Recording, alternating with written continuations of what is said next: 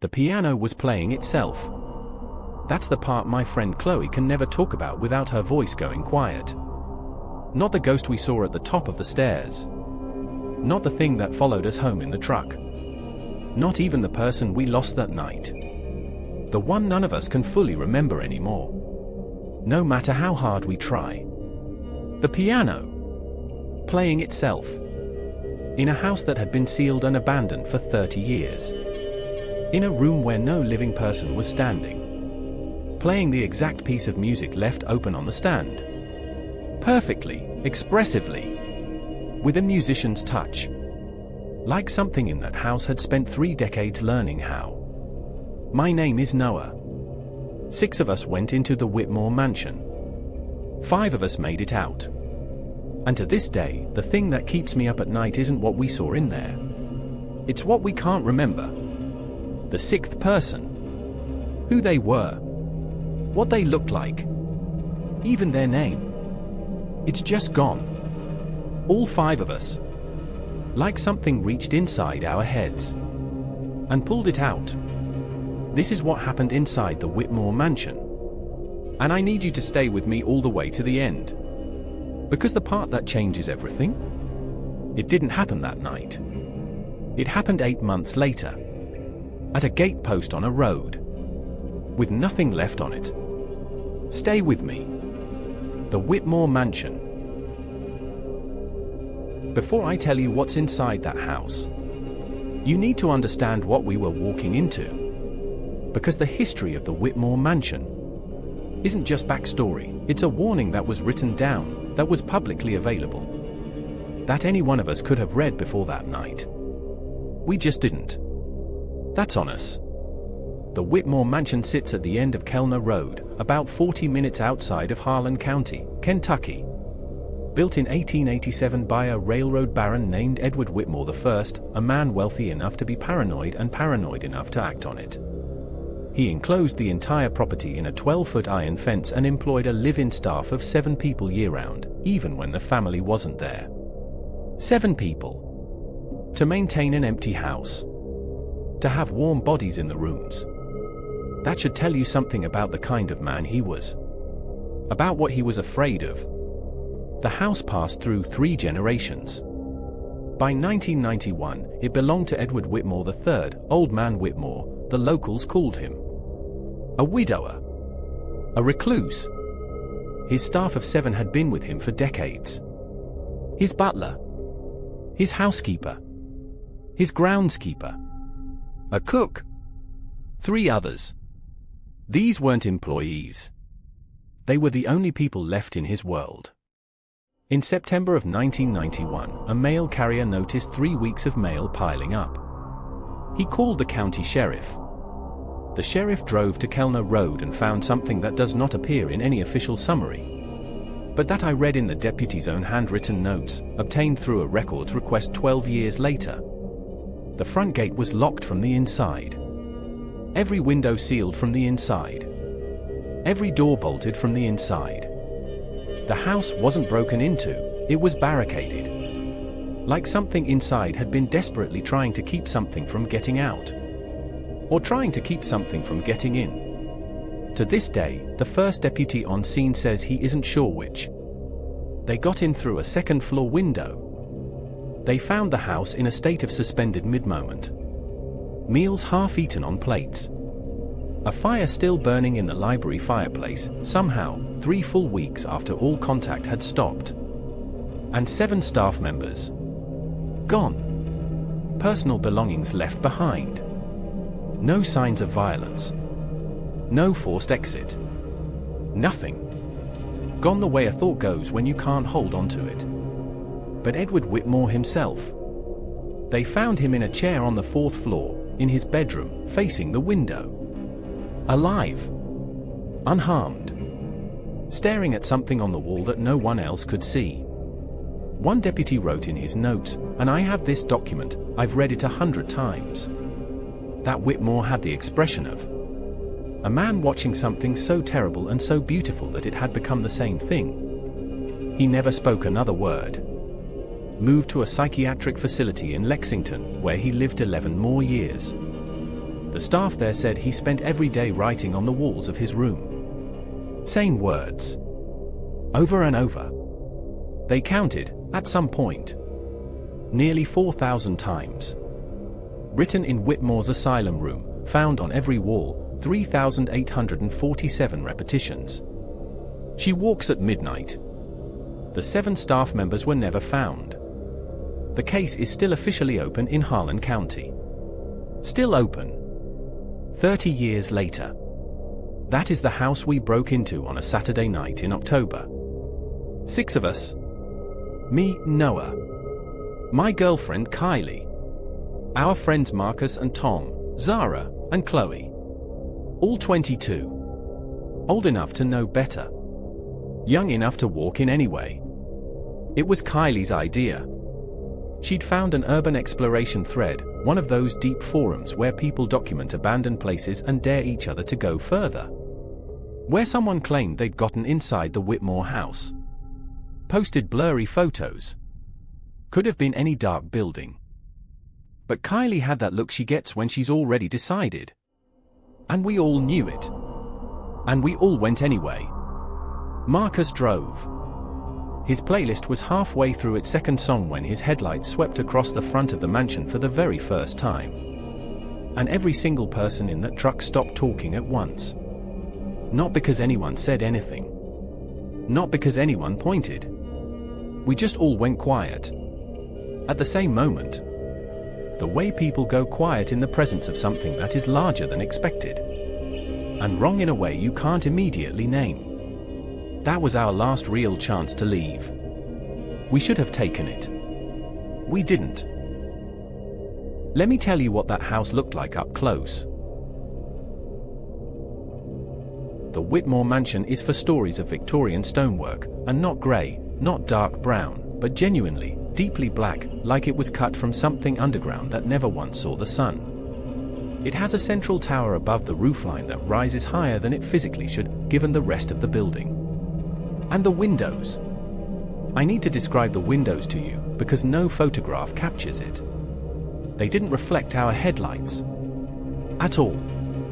Every window in that house was dark the way a hole is dark, absorbing light, not bouncing it. Like looking into something rather than at something. Like the house was hollow all the way through and the darkness inside it went on forever. Except for one window. Tower. Top floor. An amber, flickering light. Faint.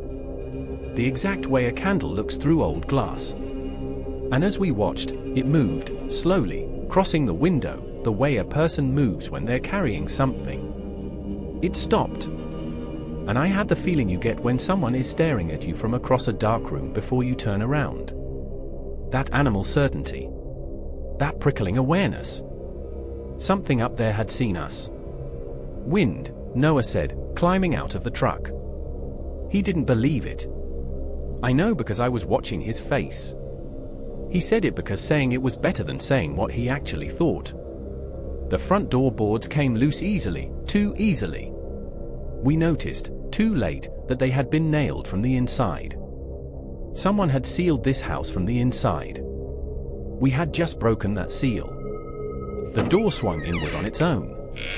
Smooth, slow, and those hinges were visibly rusted. They should have screamed. It opened silently, and it released a breath.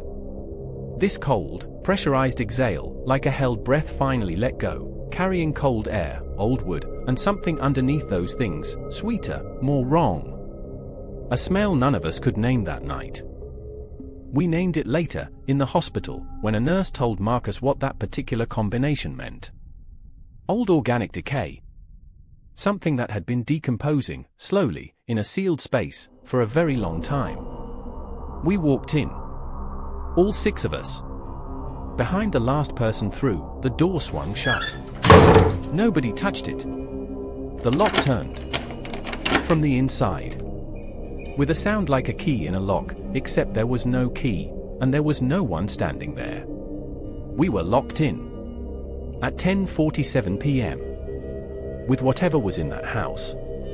73 minutes later, one of us would fall through the floor. An hour after that, we would realize one of us was already gone. And we wouldn't even be able to remember their name. The entrance hall was vast and rotting and magnificent. Grand staircase sweeping up the center, carpet that had been red once and was now indistinguishable from the dark. 3 chandeliers above us draped in cobwebs so thick they looked like veils. And the smell, everywhere, that smell. And the writing. We found it almost immediately, once our flashlights adjusted. Where the wallpaper had peeled, and it had peeled everywhere, in long strips, like the house was shedding, the plaster underneath was covered in text. Same handwriting, over and over and over. We all recognized it. It was the same phrase as the asylum room. For 1,000 times on these walls too, in careful, deliberate letters that showed no deterioration, beginning and ending with the same steadiness, the hand of a man who had written this not in a frenzy but with complete, horrible calm. Cale said, quietly. He was still here after they disappeared. He was alone and he was still here and he wrote this. Marcus pulled up the county records he'd screenshot. The mail had stopped arriving around August 24th. Whitmore was found September 14th. He had been alone in this sealed house for 3 weeks. No deliveries. No power. Writing the same warning on every wall. Kylie made the call I've replayed 1,000 times. Split up, find another way out faster. 20 minutes, then back here. Kylie and I, ground floor. Marcus and Tom, kitchen wing. Zara and Chloe, upstairs. None of us made it back in 20 minutes. Let me tell you what happened to each group. Because they all encountered her, just different versions of her. And when I compare notes now, years later, the pattern is clear. She was watching all of us. Simultaneously. And she was choosing. Chloe told me the music room felt warmer than the rest of the house. Not comfortable warm, wrong warm, like a room that had recently had a fire in it, even though there was no fireplace. And it smelled different. Less decay, more something floral underneath it, faint and sweet in a way she described as the smell of flowers at a funeral. A concert grand piano dominated the center of the room. Sheet music still on the stand. Chloe is classically trained, she said sitting down at the bench felt like something she was supposed to do, not something she decided to do. Like the bench had been left out for her specifically. She touched a key. Old and slightly flat, but clear. A single note in that dead room. She played the first 3 notes of the nocturne on the stand. Chopin. Opus 9, number 2, if you know it, it's delicate, mournful, searching. 3 notes. Then she stopped. The piano finished the phrase. Not mechanical resonance. Not echo. Keys depressing themselves. 12 more notes, in perfect sequence, with touch and dynamics and expression, the musical intelligence of a practiced performer. The music filled the room. And the thing Chloe says she still can't process, it was beautiful. Genuinely, devastatingly beautiful. A masterwork played perfectly in an abandoned house at 11 p.m. She screamed and fell backwards off the bench. The music stopped the instant she made a sound. Mid-phrase. Cut off. Like something had been interrupted and was displeased about it. In the silence, Zara's flashlight drifted to the far corner. First apparition, music room, 11:21 p.m., 2 witnesses. She was standing in the corner. A woman in a Victorian white dress. Skin white. Hair loose around her shoulders. And her face, where her face should have been, nothing. A smooth, blank oval. No features. No eyes, no mouth, no nose. Just skin pulled flat and tight over the shape of a skull. A face that had been erased, or had never been finished. Completely still. Not breathing. And yet, both of them felt it, separately, simultaneously, the certainty that she was looking directly at them. That despite having nothing where eyes should be, she was seeing them with a clarity and an attention that no human gaze had ever matched. She was studying them. She was deciding something about them. And she had all the time in the world to decide. Zara grabbed Chloe and ran. The door slammed hard enough to crack the frame. And through the closed door, the piano began again. Not the Chopin this time. Something else. Something Chloe called, and I'm quoting her exactly, a song someone writes for a funeral when they hate the person who died. They didn't look back. At that exact same moment, one floor below, in the kitchen wing, Marcus and Tom were standing in the dark listening to something tap back at them from inside the walls. In the kitchen wing, Marcus and Tom found what looked like a crime scene in slow motion, a kitchen frozen in the last hour it was used. Dishes draining. A meal abandoned. A calendar on September 1991. And driven into the cutting board, with force enough to split the wood, a single kitchen knife. Not dropped. Not placed. Driven. Like someone needed to pin something down and ran before they could finish the thought. They were discussing the knife when the tapping started inside the wall. 1 tap. 2. 3. A pause. Then, and this is the part Marcus will lower his voice to tell you, 3 taps back. Responding to the rhythm of their speech. Like it had been listening. Like it had learned the pattern from them and was using it to answer. Both phone flashlights died simultaneously. Not battery, Marcus had 90%. Screens went black, came back, light function gone. In the dark, they heard it, something moving along the inside of the wall. Footstep-like tapping, heading toward the door they were standing nearest. Getting closer. And then, from inside the wall, in Marcus's voice, his exact cadence, it said, clearly and calmly, "You're going the wrong way." Marcus's mouth was closed. Tom watched it happen. 2 feet from where they were standing, something inside the wall had learned to use Marcus's voice. They ran. Meanwhile, on the ground floor, I had found the library. I know, the horror movie mistake, stopping to read. But here's the thing, I think the library was meant to be found. I think the journal on the side table was placed where it would be visible. I think whatever is in that house wanted us to read it. And I think the reason it wanted us to read it is the thing that took me 2 years to fully understand. The journal was Whitmore's. Last entry, September 13th, 1991, the night before they found him. Whitmore's journal, final entry, September 13th, 1991. She has taken 5 of the 7 now. I have stopped trying to understand how she chooses.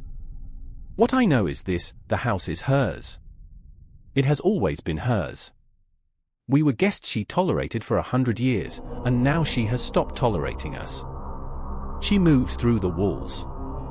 She plays the piano at night. She wears their faces, the ones she's taken, and speaks in their voices. If you answer her, if you speak back, she has your voice now. It belongs to her.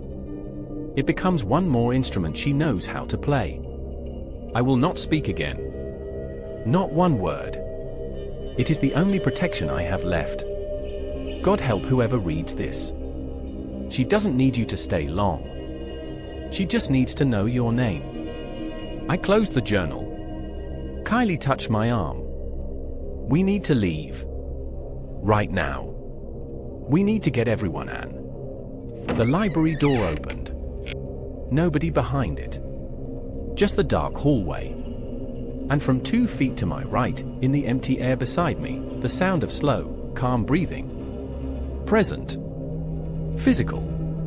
Close enough that I should have been able to reach out and touch whatever was making it. I grabbed Kylie and ran. My flashlight flickered back on as the library door swung shut, 1 second of illumination, and I saw it at the window. Something massive and dark, pressed against the glass, with too many joints and its head at an angle that anatomy does not allow. Facing me. The door closed. One knock from the other side. Patient. Precise. A period at the end of a sentence that had been building for 30 years. It was 11:53 p.m. Midnight was 7 minutes away. We had all read Whitmore's warning. She walks at midnight. We had 7 minutes. We all reached the entrance hall at the same moment, converging from every direction, everyone pale, no one speaking, because speaking meant saying it out loud, and saying it out loud made it real. Cale and I from the library wing. Marcus and Tom from the kitchen. Zara practically carrying Chloe down the stairs. Front door, sealed. Windows, unbreakable. Marcus hit one with an iron fireplace poker and it rang like a bell and left no mark. Phones, full signal, every call to a dead line with that high thin tone. 911, 3 attempts. Silence, then the tone, then silence again. And then the grandfather clock in the entrance hall began to chime. We hadn't noticed the grandfather clock. 8 feet tall, against the far wall, face cracked, hands rusted at positions they'd held for decades. It had no power source. No reason to work. Not a single reason in the world.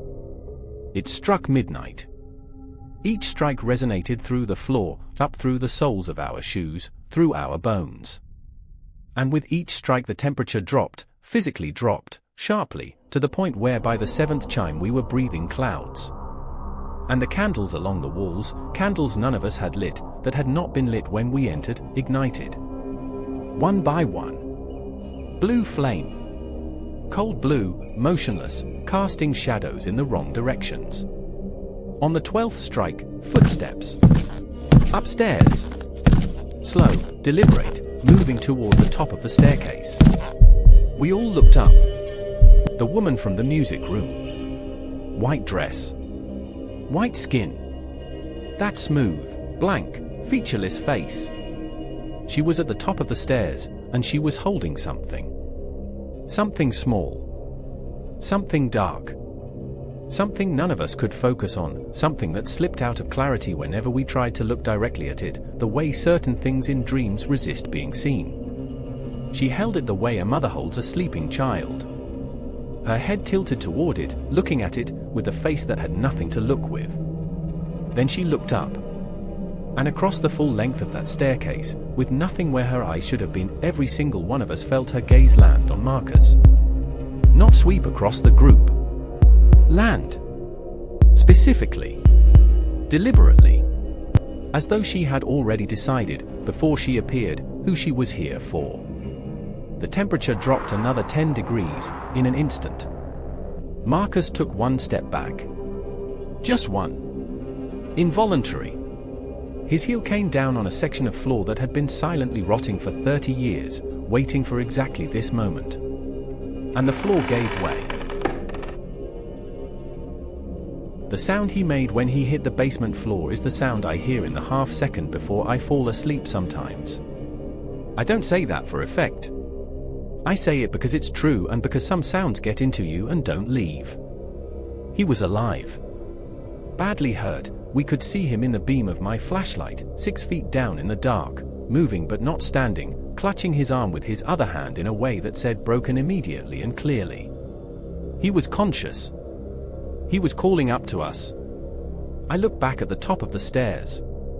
She was gone. Not descended, not retreated, gone. One blink between looking at her and looking at Marcus, and the staircase was empty and the blue candle flames were standing perfectly still. And I thought, and this thought has never left me, I thought, she got exactly what she came for. Marcus fell through rotted floor, 12:01 a.m. Broken arm. 2 cracked ribs. Survived. She looked at him. He stepped back. He fell. Was that coincidence? Or did she know that floor was there? Did she choose where he was standing on purpose? Think about that. She appeared at the top of the stairs. She looked at Marcus specifically, not the group, Marcus. And he stepped back and fell through the one section of floor in the entire entrance hall that was rotted through. I've thought about that for years. I want you to hold on to that question, because the answer, or what I think the answer is, becomes clear at the very end of this video. The basement door was unlocked. The front door, sealed like a vault. The windows, unbreakable. The basement door, standing open, as though it had been waiting. I think about that a lot. Tom and I went down first. Marcus was on the dirt floor, conscious, sweating cold, clearly in serious pain but lucid. We got him to his feet and started moving him toward the stairs. And Marcus said, very quietly, eyes on the floor. There's something in the far corner. Don't look at it. Whatever you do, just keep walking and don't look. I tried. I genuinely tried. I made it about 4 steps. Chloe's flashlight drifted, the way flashlights do when fear makes your hands unsteady, and it swept the far corner of the basement, and we all saw at once. 7 figures. Standing in a cluster. A man in a butler's uniform. 2 women in maids' dresses. A cook. A groundskeeper. 2 others. All slightly translucent, not solid, the stone wall visible through them at the edges, like images projected onto air. All 7 with heads bowed. Still. Silent. They had been standing here for 30 years. And then the groundskeeper looked up. His face was wrong, blurred, features slipping around under the skin, unable to hold their positions. He raised one arm and pointed. Not at us. Up. At the ceiling. At the room above us. At where she had been standing. He held the point. He kept holding it. An urgent, clear, human gesture from a face that was barely human anymore. Go. Go. Go now. Go up and go out. She is above you. Move. Go. Whitmore's staff. Missing since 1991. Still here. Still trying to help. Still trying to warn people from a basement they could never leave, with a face that could barely form the expression. We ran. Chloe found the way out, a narrow servant's passage behind a coat rack in the entrance hall. Low ceiling. Tight walls. And at the end, a window with no glass. Broken from the inside, decades ago. Cold air pouring through. A 5-foot drop to the side yard. Chloe through first. Zara. Marcus, slow, agonizing, Tom and I basically lifting him through. Then Tom. I was last. I was halfway out the window when I felt it on my ankle. Not a hand, nothing grabbed me, nothing pulled. Just cold. The specific, shaped cold of fingers resting lightly against skin. Not restraining. Not threatening. The way you put a hand on someone's shoulder to say, I know you're leaving. I'm letting you. But I want you to know that I know. I dropped to the side yard. We ran for the truck. All 5 of us, Marcus half carried, not looking back. We drove. Maya floored it down Kellner Road and didn't slow down until the streetlights of the nearest town. A mile outside, under the truck's headlight, Zara looked at the seat beside her. Tom was sitting there. Physically present. Solid. Warm. But staring straight ahead with a small, fixed smile and eyes that were, I was watching from the front seat, eyes that were Tom's in every physical detail and completely empty of everything that makes Tom himself. Like a perfect copy that missed the one thing that mattered most. He put his hand on the door handle. The truck was doing 55 miles per hour. I want to go back, he said, in Tom's voice, in Tom's exact rhythm. I left something behind. I want to go back. I want to go back. I want to go back. Noah didn't say a word. He just drove faster. And whatever was in that seat kept saying it, and pressing against the door handle, all the way to the edge of town, until the gas stations and streetlights and other cars appeared around us. And then the hand went slack. The voice stopped. Tom blinked. Looked around at us all staring at him, and said, with genuine confusion, What? Why does everyone look like that? What happened? He had no memory of the last 20 minutes. He thought we'd just gotten into the truck on Kellner Road. She had sent something with us. A copy. A piece of herself wearing his face, riding home with us, reaching for the door. Testing us.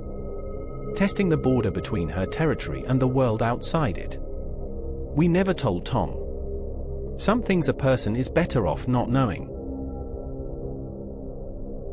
We spent for hours in the ER with Marcus. Broken radius, 2 cracked ribs. He told the nurse he fell at a party and she believed him. The rest of us sat in plastic chairs under fluorescent lights and said almost nothing to each other because everything we could have said required beginning with things we didn't have words for yet. At 3 in the morning, Kylie said, "There were 6 of us." We all looked at each other. Noah, Kylie, Zara, Chloe, Tom. 5 faces in a row. And Kylie said it again, slower, more careful. When we left Noah's apartment tonight, there were 6 of us. I know there were. I can feel where the 6th person is supposed to be the same way you can feel a word you've forgotten. You know it's there, you know the exact shape of the space it should fill, but you can't reach it. One by one, we felt it. That hollow. Like a piece of furniture removed from a room, you don't see it but you keep walking around the space it used to occupy. Someone was missing. The absence had a physical weight. A texture. And absolutely no content we could access. We had photos from that night on our phones. Photos from before, from Noah's apartment, from the drive over. And there were wrong details in all of them, an extra sleeve visible at the edge of one frame. A shadow in another that didn't match any of our positions. An empty chair pulled out from the table in a group photo that none of us remembered pulling out. The evidence of a person, carefully preserved. The person themselves, gone. We filed a missing persons report. The deputy who took the call asked for a name. We had none. A description. Nothing. He asked how we knew someone was missing, and we had no answer that made sense in the language of official reports. He filed it inconclusive.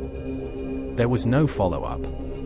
In the months after, Kylie researched the Whitmore family obsessively, looking for the identity of the woman, the faceless woman in the white dress. She found a single reference in a letter written by Edward Whitmore I in 1901 to a woman who had died in the house in 1889. Before it was finished being built. A servant girl. No last name.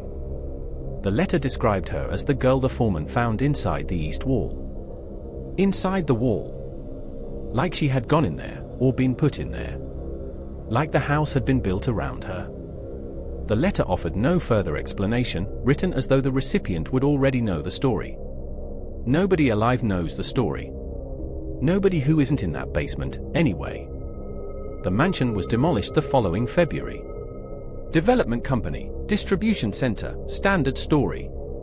For days. The site foreman later told a local journalist, off the record, that when they cleared the last of the foundation stones from the basement, they found a lit candle in the dirt. Blue flame. Burning in the soil with nothing to sustain it. He filled in the earth around it without touching it. He never went back to that address. The distribution center was never built.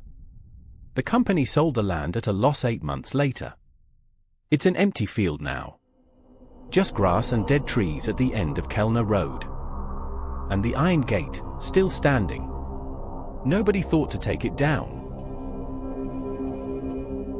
6 weeks after that night, I was driving back from a job interview and I took Kellner Road on muscle memory. The way you sometimes drive a route without deciding to. I slowed down when I saw the gate. Stopped. Got out. I don't know why. It wasn't a decision. I walked to the iron gate post.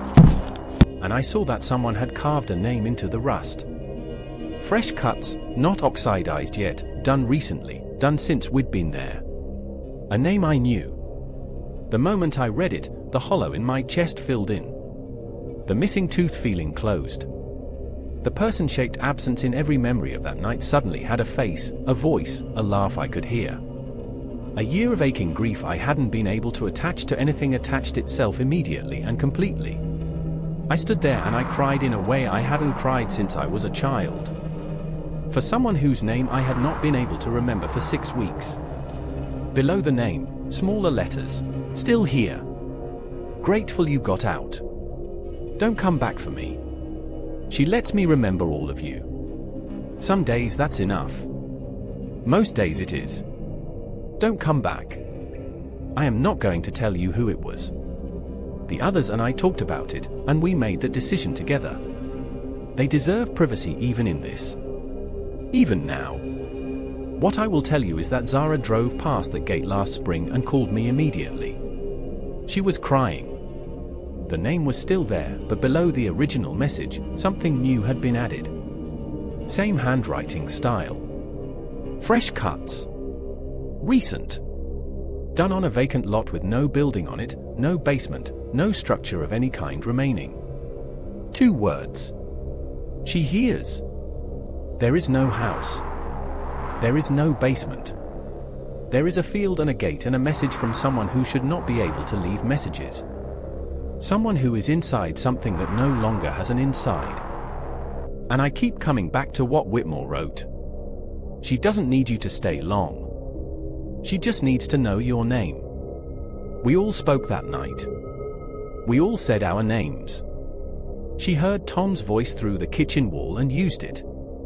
She heard Marcus speak and found the rotted floor beneath his feet. She heard all of us. She let most of us leave. She kept one. And she has been, in some form, in some way I cannot explain and will not pretend to understand. She has been keeping them company. Letting them remember us. Letting them write on gateposts at the end of roads where nothing stands anymore. She doesn't need walls. She never did. The house was just where she lived. She is the thing itself. And she is still there, on that field on Kellner Road, in whatever remains when you take a haunting and remove the building around it. I don't drive that road anymore. And I don't say my name out loud in the dark. If you've made it to the end of this, thank you. Genuinely. Stories like this don't get easier with distance. If anything, the opposite is true. I am going to leave a question in the comments that I want you to think about.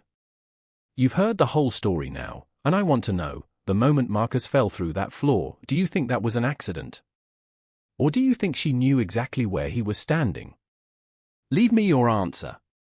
I'm going to read every single one. If you're new here, subscribe. I post every 2 weeks. Notifications are worth turning on, you won't want to miss what's coming next. Hit like if this story kept you up. It helps more than you know. And it tells me you want more stories like this one. If you're watching this alone, late, with the lights off, don't say your name out loud. She hears.